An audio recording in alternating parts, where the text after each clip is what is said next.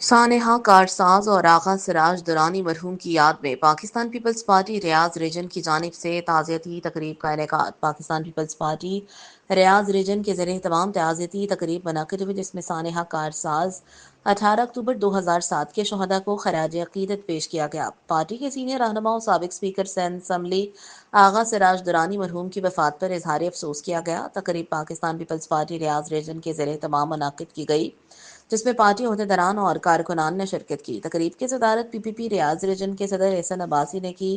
نظامت کے فرائض general secretary ریاض region Rana عدیل اکبر نے انجام دیے۔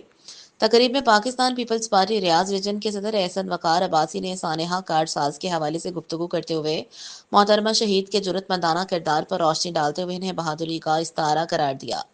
نیز اس عہد کا اعادہ کیا کہ پی کے شہید کارکنان کی قربانیوں کو ضائع نہیں جانے دیا جائے گا اور پی اپنا مشن اس عزم کے ساتھ آج بھی جاری رکھے ہوئے ہے۔